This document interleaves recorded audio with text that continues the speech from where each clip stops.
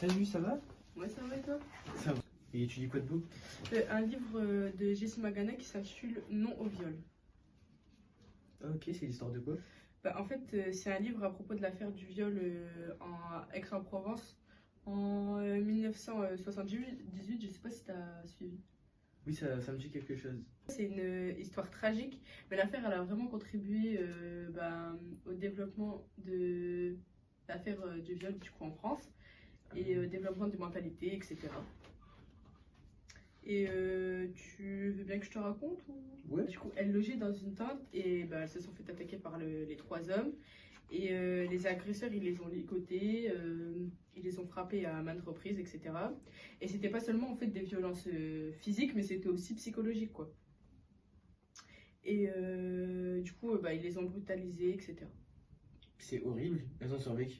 Oui, elles ont survécu. Mais le traumatisme, il était énorme en fait, aussi bien physiquement que mentalement. Mais malgré ça, elles ont quand même eu la force de porter plainte. Et voilà. Ah ouais, ça devait être difficile, non? Oui, exactement. Surtout qu'en 1974, les mentalités en France, elles n'étaient pas comme maintenant, quoi. Le viol, il n'était même pas reconnu et on pointait du doigt les femmes, etc.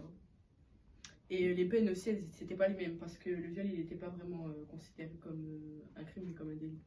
Mais j'ai une question. Il s'est passé quoi quand elles ont porté plainte? Suite à ça, il y a eu un procès. Donc, il s'est déroulé le 2 mai 1978 dans la cour d'assises des Bouches-du-Rhône. Et c'est à ce moment-là que Gisèle Halimi elle intervient. C'était l'avocate des deux victimes. Et tu sais ce qu'elle a fait pour défendre cette affaire? Ouais, elle a décidé du coup de médiatiser l'affaire. Ça fait que ça a pris un autre tournant. Et le procès, il a été donc suivi par la presse. Et d'un côté, on avait des personnes qui tenaient avec les femmes, en fait. Et d'un autre côté, des célébrités, etc., qui pointaient les femmes du doigt. Et ils ont dit aussi que ça avait été provocante, etc., envers les trois hommes. Et c'était pour ça, du coup, qu'elle s'était fait violer. Ouais, je vois, mais on parle des femmes depuis tout à l'heure, mais les agresseurs dans tout ça, ils sont où? Ils ont été condamnés, du coup. Et par la suite, Gisèle Halimi, elle a aussi défendu de nombreux viols. Et le 23 décembre 1980, il y a une nouvelle loi. Elle est remplacée et on remet une nouvelle définition du viol. Et ensuite, en 1983, le viol il est considéré comme un crime et plus comme un délit. Mais moi, j'ai entendu dire que le viol n'était pas considéré comme un crime à la finalité. Pourquoi tu dis ça? Je t'explique. Il y a les délits et les crimes. Ouais. Les délits sont jugés au tribunal correctionnel, qui Mhm. peut juger et donner des peines de 10 ans ou moins. Les crimes, eux, sont jugés à la cour d'assises, qui peut faire que les juges donnent des peines perpétuelles. Oui, et donc? Sauf que les 2 tiers des viols sont jugés au tribunal comme des délits, car il n'y a pas assez d'argent et pas de place en cour d'assises. Mhm. Donc, ils sont renvoyés au tribunal, et le problème, il est là. Il y a une sous-condamnation des violeurs à cause du manque d'argent. Les 2 tiers des viols peuvent être jugés avec une peine de 10 ans maximum. Ah, mais du coup, les viols, en vrai, ils seront jamais vraiment considérés comme des crimes et jugés comme des crimes. Oui, voilà, c'est ça. À la finalité, ça reviendra toujours à les juger comme des délits, quoi. Oui, t'as raison. Mais du coup, l'affaire des 2 jeunes femmes et la médiatisation du procès, ainsi que les discours de Gisèle Halimi, ont participé à l'évolution du viol. Oui, du coup, le procès et l'affaire, en fait, ça a mis en lumière les violences sexuelles, etc., sur les femmes. Et les femmes, grâce à ça, elles ont pu arriver à pouvoir en parler plus facilement, etc. Le procès il a donc aidé à faire évoluer les mentalités et les viols en France.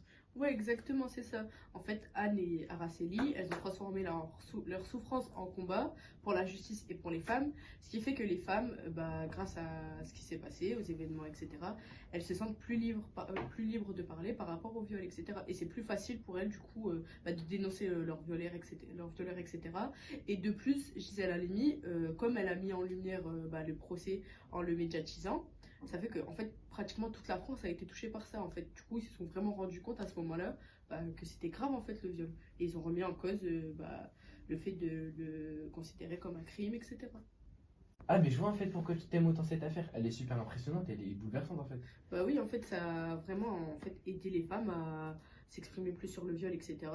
et même en France, parce qu'avant le viol il était banalisé, etc. Et là je trouve bah, on a une forte évolution quand même par rapport à avant, surtout sur le viol, etc., l'IVG, etc. Et les femmes elles prennent plus la parole facilement et elles ont moins de mal à bah, parler de ce qui leur est arrivé parce que c'est très grave en fait. Mhm. Ce qui leur est arrivé quand même, de bousiller leur dignité, etc. Je trouve ça vraiment très grave. Bah, en tout cas, je comprends mieux pourquoi tu t'aimes autant cette histoire et je te remercie personnellement pour cette histoire et de me l'avoir racontée. Je trouve que bah, cette histoire elle est vraiment touchante et bah, ça résume bien le combat des femmes. Bah, de rien.